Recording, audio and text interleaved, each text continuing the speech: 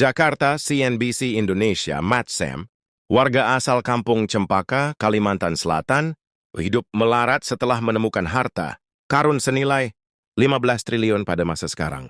Bagaimana bisa? Kisah tragis Mat Sam bermula pada Kamis, 26 Agustus 1965. Hari itu, Mat Sam dibantu 4 orang teman sedang bekerja mencari intan. Di tengah pencarian, mereka tak sengaja menemukan intan berukuran besar. Mat Sam bersaksi intan tersebut sangat bersih dan berwarna biru campur kemerahan. Penemuan ini lantas membuat heboh, yang beberapa tahun kemudian diketahui sangat membuat Mat Sam menyesal atas kehebohan ini. Setelah ditelusuri, temuan intan oleh Mat Sam menjadi yang terbesar sepanjang sejarah, yakni 1,65 karat.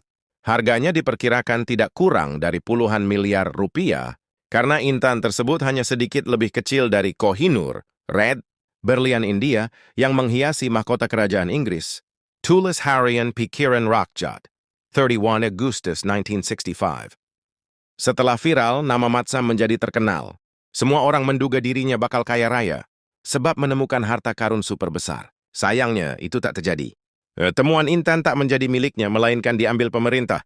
Surat kabar Angkatan Bersenjata, 11 September 1967 menuliskan, intan tersebut diamankan oleh Pancatunggal Kabupaten Banjar dan dibawa ke Jakarta untuk diberikan kepada Presiden Soekarno. Proses ini menurut koran tersebut bertentangan dengan keinginan para penemu pemilik. Dalam pewartaan Pikiran Rakyat, 31 Agustus 1985, intan 1,65 karat itu akan digunakan untuk membangun Kalimantan Selatan, serta dialihkan untuk pembelian teknologi penggalian supaya produksi intan meningkat. Sebagai timbal balik, Presiden akan memberi hadiah kepada Mat Sam, dan 4 orang temannya itu berupa naik haji gratis, penggali intan dan 4 orang, serta istrinya mendapat prioritas untuk menunaikan ibadah haji. Tulis pewarta Pikiran Rakyat. Jelas info ini membuat Mat Sam senang bukan kepalang. Sebentar lagi dia bisa ibadah haji gratis hadiah dari pemerintah. Namun kesenangan itu rupanya hanya sesaat. Hadiah dari pemerintah faktanya tak kunjung tiba. Sampai akhirnya, hitung maju 2 tahun kemudian, Mat Sam dan 4 orang temannya memberanikan diri bersuara. Sebagai penemu intan terbesar, mereka memohon keadilan dan meminta pemerintah menunaikan janjinya. Sebab, menurut laporan Kompas, 11 September 1967, para penemu hidupnya sangat sengsara dalam jeratan penderitaan. Penemu pemilik pertama yang pada dewasa ini hidup dalam ketidakcukupan dan tidak pernah merasakan kenikmatan yang sesungguhnya dari hasil penemuan itu, tulis Kompas. Apalagi intan 1,65 karat itu diketahui berharga 3,5 miliar atau berkisar U290.000. Dalam Harian Nusantara, 15 Agustus 1967, harga emas tahun 1967 berharga 230 per gram.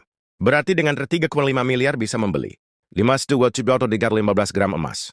Jika dikonversikan ke masa sekarang dan berpatokan pada harga emas 2024, berarti intan 1,65 karat seharga 3,5 senilai 15,22 triliun. Sangat fantastis.